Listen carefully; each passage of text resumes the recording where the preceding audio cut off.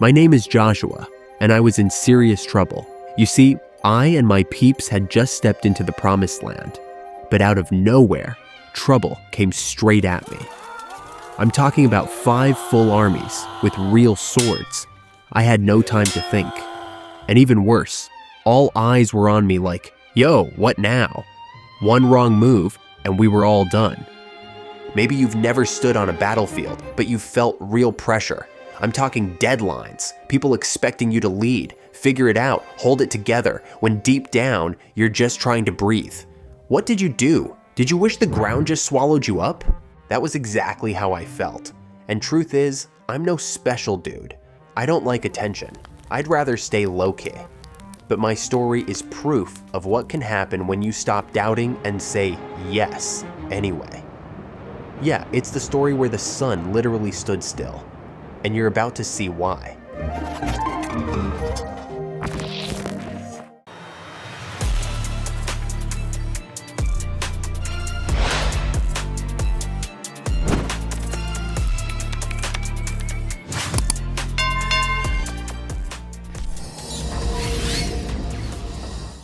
Moses, the same miracle guy, was gone. And not like he'll be back later, gone. He was gone for good. The whole nation was low-key sad. No one knew what to do next, until God tapped the one dude who never asked for it. His name? Joshua. The dude who used to carry Moses' bag was now about to lead a whole generation. God pulls up and tells him, "You're in charge now." No warning. Just a straight-up divine promotion. And the wildest part? God keeps repeating the same thing to him. Be strong and courageous. 3 times, back to back. You already know what that means. Things are about to get real. But God doesn't leave him hanging. He promises to roll with him, just like he did with Moses. I'll never leave you. No one's gonna be able to take you down. That's pressure, but it's also power. Joshua doesn't flinch. He just nods, dials into war mode, and starts making moves. Immediately, he gets the word. He rallies the squad and tells them 3 days. That's all you get. Pack your stuff. We're crossing the Jordan. Just like that, the wilderness era was done. What's next? If you guessed war, territory, destiny, you guessed right. And Joshua? He was done waiting, and God was done being patient. Joshua's about to lead a whole invasion, but he's not dumb. He knows Jericho's built like Fort Knox with thick walls and tight security. So what does he do? He sends in 2 guys, real low-key, under the radar, a real spy mission. He tells them, just get in, get the vibe, and report back. They slip into the city, but Jericho ain't soft. Word gets around fast about foreign dudes spying on them. With that, Jericho sends soldiers out. The whole block is heating up. And that's when the spies duck into the house of a woman named Rahab. Now, Rahab was a full-blown street hoodie, but in the way people judge. She knew how to hustle, how to watch her back. Her house was on the wall, so she had eyes on everything. But this woman? She's smarter than most of the men in that whole city. Rahab knows they're Israelites. She's heard the stories. So instead of snitching, she hides them up on her roof under stacks of drying flax. Then, straight up lies to the king's men when they knock at her door. "Oh yeah, they were here, but they dipped before sunset. If you hurry, you might catch them." That was pretty smooth. Once the coast is clear, she goes back up and hits the spies with something that even they weren't ready for. "Look, I know your God is the real one. Everyone in this city's terrified because of your God. So please, when you take this place, and I know you will, just promise me you'll save me and my fam." She wasn't negotiating like some desperate beggar. She was calling the game before the buzzer even rang. The spies are like, if you don't snitch, we don't miss. Tie this red rope in your window so we know it's you. Keep your people inside. No one steps out. They shake on it. A deal between 2 strangers with everything on the line. Later that night, she drops a rope out her window. They climb down and vanish into the hills. crazy how the most unlikely one in the whole city was the only one who truly believed. After the whole spying stuff, next on the plan was for the crew to pull up in the Jordan River, and the timing couldn't be worse.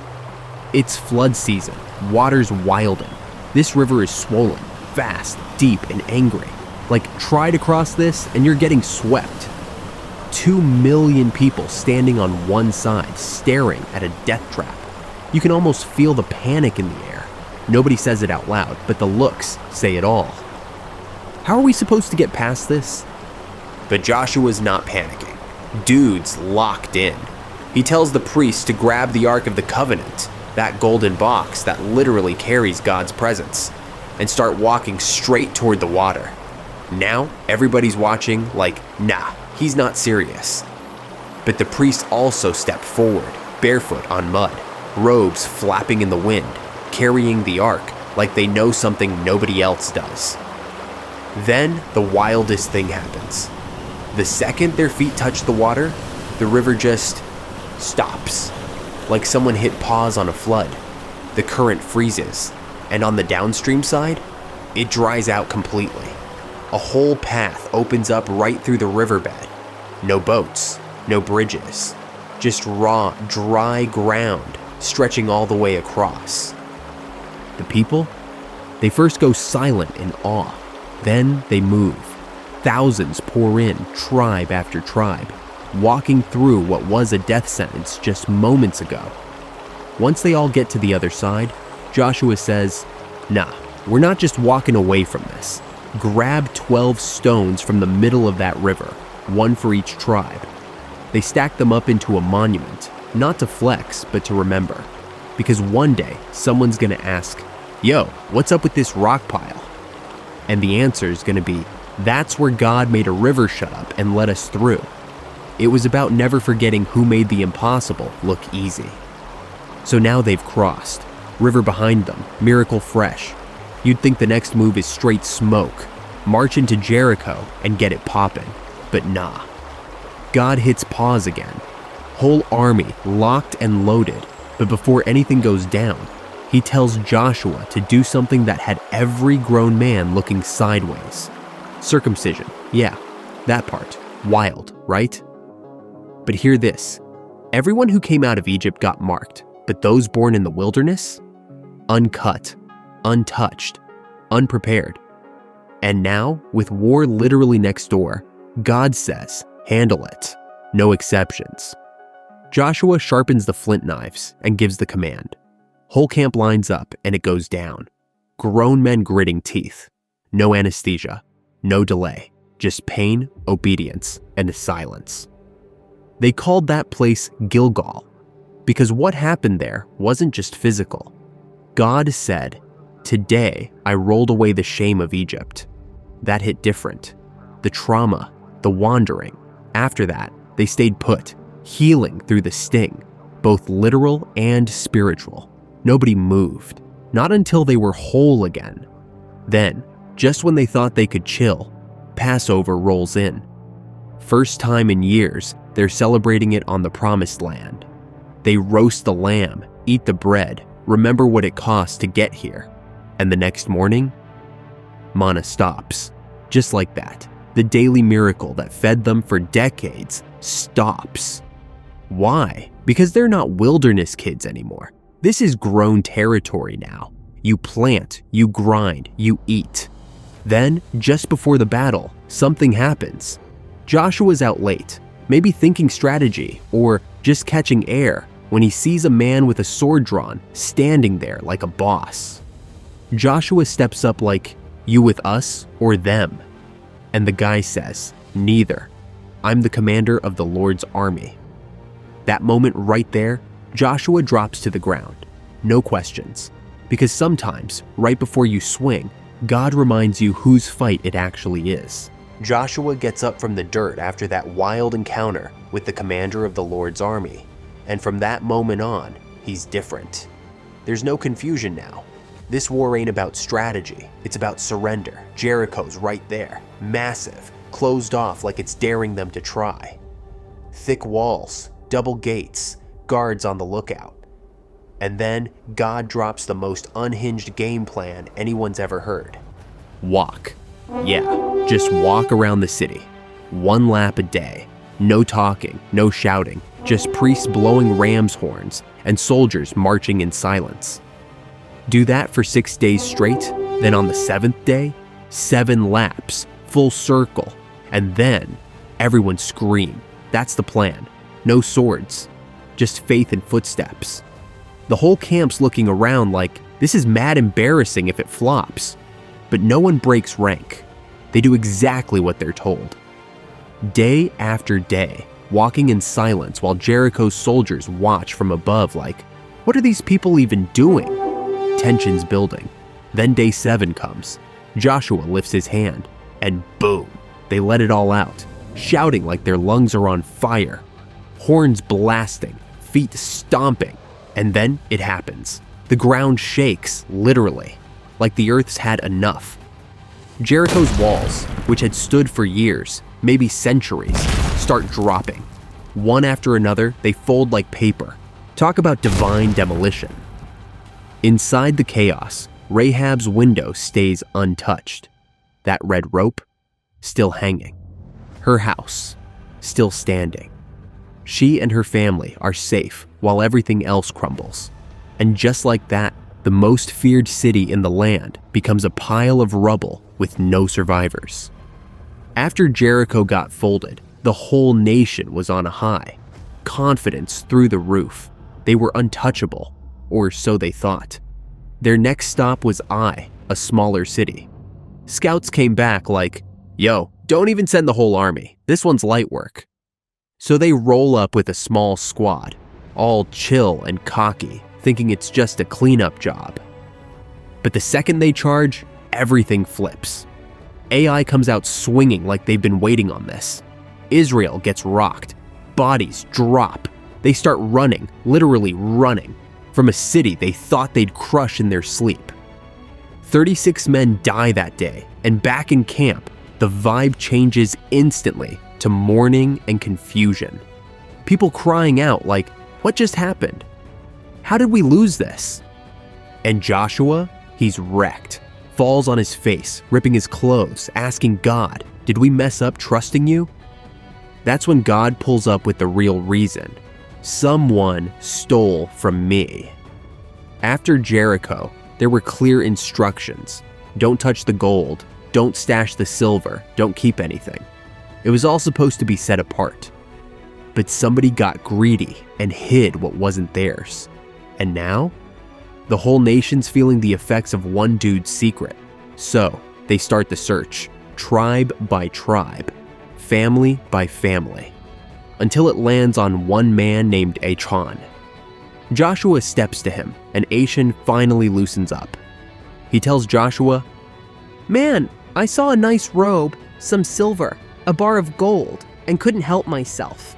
I dug a hole under my tent and buried the stash. Thought no one would know." But he was wrong, because sin never stays buried. So the men of Israel bring out all the stolen stuff. And then Achan, his whole family, and everything tied to him were stoned to death. Not because God's petty, but because disobedience has a price. After the fallout with Achan, the whole camp moved different. No more shortcuts, no more cocky assumptions. Joshua goes straight to God this time, and God responds like, all right, now we can work. Same enemy, but new strategy. Joshua sets the trap. Half the army dips out at night, hiding behind the city, while the rest roll up to the front like, let's run it back. Ai's soldiers fall for it instantly. They see Israel and think, easy again. So they chase after them, sprinting out of the gates, leaving the city wide open behind them. That's when the ambush crew lights it up. Smoke rising, fire everywhere. By the time Ai realizes what's happening, it's too late. They're sandwiched, surrounded, wiped out, total reversal. Ai gets crushed, king captured and hung, city burned to the ground. And this time, it's done right. No stolen goods, no secret sins, just pure execution. And after all the fighting, Joshua hits pause, builds an altar on Mount Ebal, stacks stone on stone. Then, he reads the whole law out loud to everyone, warriors, women, kids, even the foreigners. No one gets left out. The entire nation stands there listening, not because they have to, but because they know now. When God leads, the results hit different. After that clean sweep at Ai, Israel's confidence was on 10. The nations nearby were shaking, and word about Joshua and the God backing him had everyone nervous. Most of the kings started forming a war alliance, trying to squad up and fight back. But Gibeon? Nah, they had a whole different playbook. These dudes didn't come to fight, they came to finesse. They rolled up to camp in torn clothes, cracked sandals, busted wineskins, and bread so dry. Joshua's standing there trying to make sense of it, and the Gibeon rep is like, "Yo, we came from way out, like outside the map far. We heard what your God did to Egypt and Jericho, and we just want to make peace before y'all pull up on us. We just trying to live, bro. Please don't kill us." The Israelites looked around, and no one felt like this was off. The props were too good. No one paused to ask God. No one waited for clarity. So Joshua was like, "All right then, deal. No war, no smoke." They shook hands, signed the treaty, and Gibeon bounced, probably smiling the whole way back. But just 3 days later, the truth hit like a truck. These so-called distant travelers, they lived right next door, like practically neighbors. They weren't foreign, they were familiar. And now that they had a treaty, Israel couldn't touch them. The camp went into full chaos. People were pressing Joshua like, "Bro, we just got played. You letting this slide?" But Joshua didn't backpedal. He stood on it. "I gave my word," he said, tight-jawed but steady. "And we made that oath in God's name. We're not breaking that." Instead of flipping the table, they flipped the roles. The Gibeonites were allowed to live, but they got reassigned, permanent servants. Joshua told them, "You're water carriers and woodcutters now. Not for us, for the house of God." And to their credit, Gibeon didn't argue. They were probably just happy to still be breathing. That day wasn't about who looked smart or who got finessed. It was about sticking to your word, even when it stings. Israel learned something in that L. Sometimes you don't lose because you're weak. You lose because you didn't ask first. Right after the treaty with Gibeon went public, the rest of the kings in the region were heated, like fuming. They couldn't believe Gibeon, one of the stronger cities in the area, just folded and sided with Israel without throwing a single punch. To them, it felt like betrayal. So 5 kings from 5 different cities got together real quick and said, "Enough. Let's handle Gibeon first before this alliance spreads." They weren't playing. They mobilized overnight, rolled deep, and surrounded the city, ready to make an example.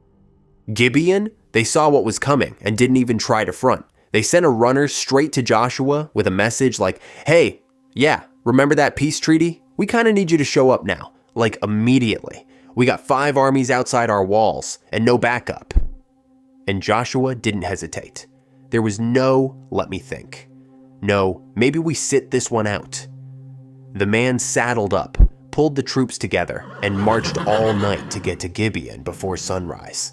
This wasn't just politics anymore. This was personal. By the time Israel got there, the enemy armies were posted up, confident, thinking they had Gibeon trapped.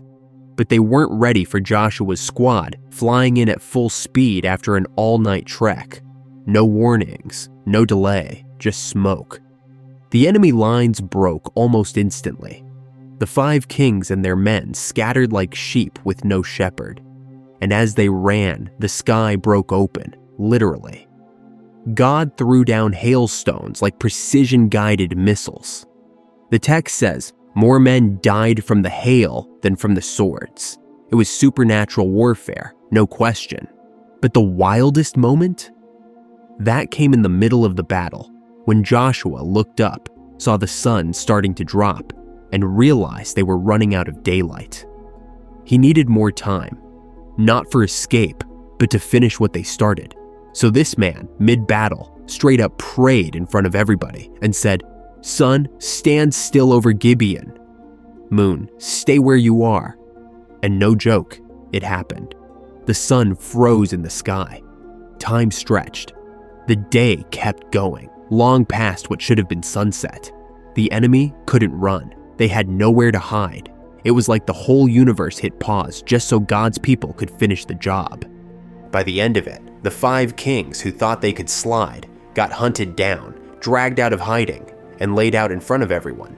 It was total domination, not because Israel was the biggest or baddest crew, but because God didn't just show up, he went full scorched earth mode on their behalf. Every step Joshua took that day was already covered. Every blow landed because heaven had already cleared the lane. This wasn't a comeback. This was a statement. And the rest of the region got the message, loud, clear, and unforgettable. Word spread fast. And while some nations were thinking about surrendering, the ones up north had a different idea. They figured if 5 kings couldn't stop Joshua, maybe 31 could. So they formed what had to be the biggest alliance Israel had ever faced. Horses, chariots, troops stacked like waves. It was an army designed to crush anything in its path. But Joshua didn't flinch. God gave the green light, and once that happened, it was a wrap. They marched out, hit the north like a thunderclap, and didn't even wait for the enemy to blink. There were no opening speeches. Israel moved like they had fire in their bones. The Northern Alliance came expecting a war. What they got was a demolition. Horses got hamstrung, chariots got torched, camps got leveled, and every king who rolled in with confidence ended up on the dirt, crownless and faceless. God was making it clear that he wasn't backing down, and neither was the one he chose to lead. And by the time the dust settled, the scoreboard wasn't close. 31 kings, gone. No rematches, no survivors. Just names added to a growing list of kingdoms that thought they stood a chance. And learned otherwise. Joshua didn't build statues. He didn't throw parades. He just kept moving. Quiet, focused, locked in on the mission. No extra flair, no ego. Just bodies behind him and land ahead. One promise at a time, getting crossed off the list like, yeah, that one too. At this point, it didn't even matter how big the enemy was. Numbers couldn't save you. Alliances couldn't protect you. When God already handed the victory over, it was just a matter of who had the nerve to keep walking forward. Joshua wasn't just winning battles. He was setting a tone that couldn't be ignored. Joshua was older now. The battles weren't as fast, but the mission wasn't finished. God told him straight, "You're aging, but there's still land left. No rest, no retirement, just a new task. Divide what's been taken, mark what still needs claiming." Joshua didn't argue. He got to work. And then Caleb showed up, 85 years old, still bold. He didn't ask for a vacation spot. He wanted the mountain with giants on it. God promised it, and I still have the strength to take it. Joshua nodded, blessed him, and let him go. Caleb claimed it, no hesitation. The rest of the land got split by tribe. Territories drawn, borders settled. Everyone got their portion, but it wasn't just about space. It was about structure. Cities of refuge were placed across the map, safe zones for people who messed up without meaning to. It was about justice, not revenge. Still, tension rose again when some tribes built an altar by the river. Others thought it was rebellion. They armed up, ready to fight their own people.